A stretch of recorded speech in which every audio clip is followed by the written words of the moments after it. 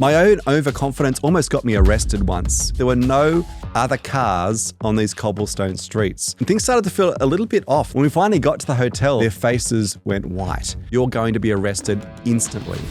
In this video, I'm going to explore the hidden dangers of being too sure and how it can hold you back. My name's Michael McQueen. I'm a best-selling author and I work with Fortune 500 brands, helping them stay one step ahead of change and embrace innovation. In this video, I'm going to look at the 3 signs you've gone to the dark side of certainty, but also give you some tips and ideas about how to cultivate the sort of healthy curiosity that'll keep you away from the dark side. While we'd all like to think that we're really open-minded, the reality is as humans, we really love certainty. Now, in our modern era, certainty pays really well. We give bonuses to business leaders who've got that clear sense of where the company's going and what the future's going to hold. And we love to follow influencers who can tell us how to make $1 million by next month, even though we know deep down, life isn't actually that simple. Now, we're told there's only 2 certainties in life, that's death and taxes, but it's a bit more complicated than that. In fact, there are 3 different types of certainty. The first type is what I call natural certainty.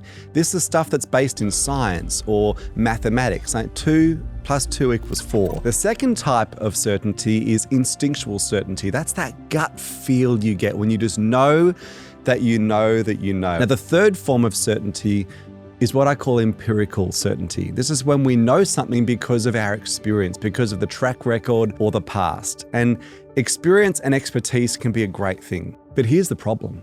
What about when our empirical certainty, when our knowledge and experience no longer matches the context that we're playing in? One of the OG futurists, Alvin Toffler, put it best when he said, "The illiterate of the future won't be those who can't read and write. It'll be those who can't learn, unlearn, and relearn." In a world where things are moving so fast, it is incredibly tempting to cling to certainty, what we think we know. That feels like solid and stable ground. And yet it's also one of the most dangerous places we can stand right now. We can't stay there for too long. I saw an example of this very principle recently when I was doing some work with a group of hotel managers. These are highly experienced people in the hospitality industry. They've done it for years. They've seen everything. They've got a series of certainties, things they know to be true because it's been true for so long. One of those certainties is that every person who stays at a hotel wants a highly personalized, high-touch experience. But I questioned that. I said, is that true? It may have been true 10 years ago. What about now? And what about in 5 or 10 years' time? And I shared some data that was a little bit uncomfortable to hear. That data is that over 2/3 of young consumers, people staying at hotels today, would prefer to have self-check-in than to have to deal with a human being. Now, I get it. This is a confronting thought. And the question that these hotel managers were asking is, am I still relevant? Am I still needed? Am I now redundant? They needed to unlearn. They needed to relearn. But this is not news they wanted to hear. And very few of us do want to hear that sort of news. We naturally start looking for information and evidence that shows that we don't need to change, that we are right after all, that our certainties of the past are going to stay certainties into the future. And this is what I call the dark side of certainty.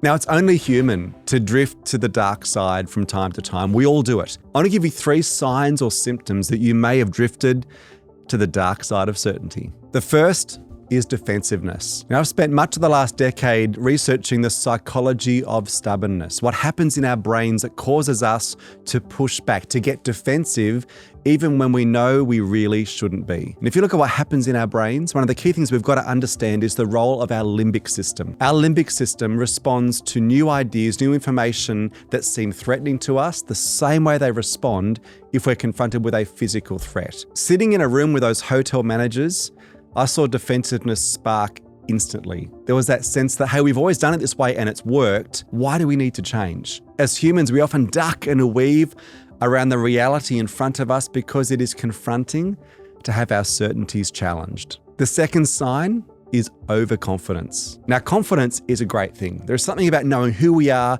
what we can do, what we bring to the table that attracts people to us. Doors open to confident people. I remember this time as a teenager, I'd been invited to attend the APEC Summit in Auckland, New Zealand as part of a youth delegation of school students. And one day I was down at the foreshore, Auckland Harbour, And there was a big crowd, so I wandered over thinking, I wonder what's going on.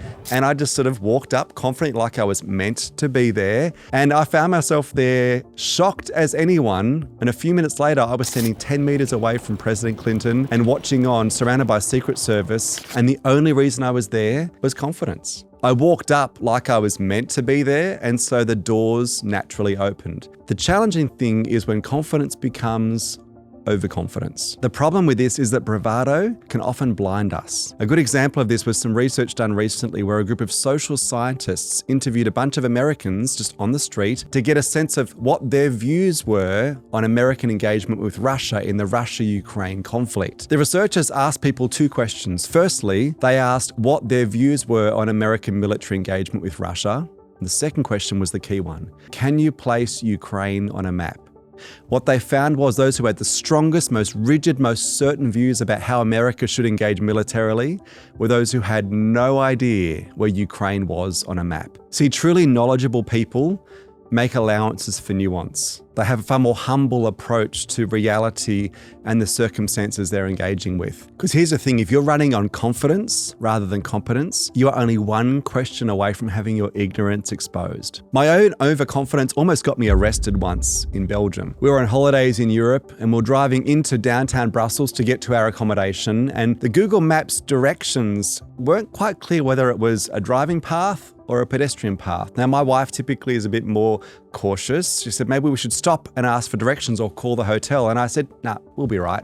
Very Australian response. So we start driving slowly towards the hotel, following these directions, and things started to feel a little bit off. There were no other cars on these cobblestone streets. When we finally got to the hotel and I spoke to the staff at check-in, their faces went white. They asked me where my car was parked again, and I said, I'm just out the front on the street. And they said, you cannot be here. The truth is, you cannot drive in downtown Brussels in these streets because there's been terrorist attacks with people doing just that over the last few years. But I was overconfident. Why? Because every other town we'd been to for the previous few days, every single one of them, you drove into the downtown on cobblestone streets. It worked then, but this was in a different context. My overconfidence literally almost got me arrested.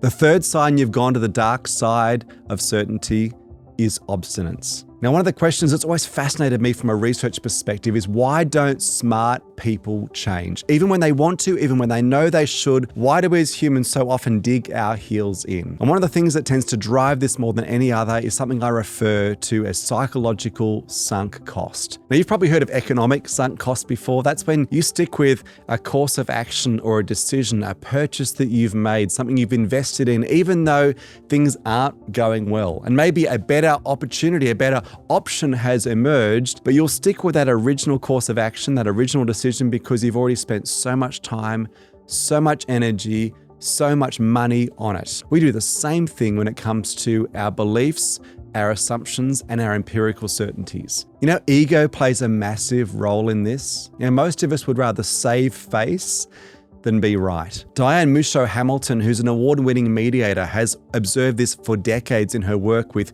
feuding parties. And what she says is this. She said, when confronted, our brains will retreat to the position that makes our egos feel most safe. That position is, I'm right and you're wrong. Now, every one of us drifts to the dark side of certainty from time to time. The challenge is, how do you get back from the dark side? And the best insight into how to do this, I learned from a researcher who's based at Wharton named Philip Tetlock. Now, Tetlock has spent 20 years studying what leaders of organizations who gear up well for the future do differently. And his key insight is this: the defining difference between those who gear up well for the future and those who don't is not intelligence, it is curiosity. So the best way to get back from the dark side or avoid going there in the first place is to stay radically curious. Now, curiosity is like a muscle. We can all build it. Here are 3 keys for cultivating radical curiosity. Number 1, get good at flirting with the unfamiliar. Now, this is like micro-dosing uncertainty, exposing yourself to situations and contexts that you're not familiar with, where there's a degree of uncertainty. Why?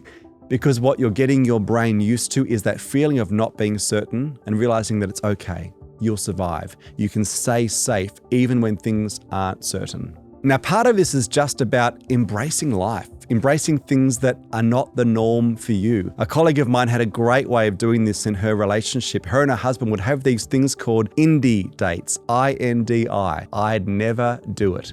So every week they'd sit down, look at what was going to be happening that weekend in their city, and they would choose something to do as a couple on a date they would never otherwise normally do because it was adventurous, it filled them with wonder, but it was that level of uncertainty that's where they learn. Now, you don't need to go on indie dates, but how do you deliberately do things that are unfamiliar? Drive a different route to get to work. Listen to podcasts that you would never normally tune into. Read books that are outside your normal sphere of influence. Choose something on the menu you've never tried before or would never otherwise normally eat. I've recently been challenging myself to do this very same thing. The other night, we were going to watch something on Netflix and my wife said, what shall we watch? That challenge we've all had when you look at the plethora of stuff on Netflix and have no idea where to start. She said, I've heard about this cool show called America's Sweethearts. And I said, oh, what's it about? She said, oh, it's about the Dallas Cowboys cheerleading team. My instant reaction is to go, that is something I have no interest in at all. I just don't. But I stopped myself before I said, no, let's just watch something more similar to what we'd normally watch. I said, hey, let's give it a shot. And I was intrigued. It was the most fascinating insight into a subculture I've never experienced before. Now, I'm going to be honest, I'm not going to watch it again, but that's not the point. The value of this experience was that I forced myself not to be closed-minded, but also got me comfortable with the unfamiliar. Number 2, the second key to cultivating curiosity is to reduce the cost of reconsideration. How do you make it easier to change your mind? One of the reasons uncertainty feels so unsettling and destabilizing is of something called the unraveling effect. This dynamic describes that feeling we're all familiar with, where the concern is, if I have to question this one thing I thought was true, what else might I have to question? It's like having to pull a thread out of a garment. Does everything start to fall apart? And so give yourself permission to narrow the scope. You don't have to rethink everything, just rethink one thing. A couple of things. There's only one thing worse than changing your mind when the world changes around you, and that's choosing not to. Number 3, embrace your ignorance. Get comfortable with saying, I don't know. Not having all the answers, not being across all the details. There's something so liberating about that position. I remember vividly doing an interview with a professor named Frank Kyle, who's been a key figure in the Yale University psychology department for decades. The thing that struck me most as I interviewed him was his deep humility, but also his capacity for wonder. And as we were chatting, as I was interviewing him, the phrase that he said that resonated with me most, it stuck with me for days, for weeks, was he said, not knowing is one of the most wonderful places to be. That's where discovery happens. So there you have it.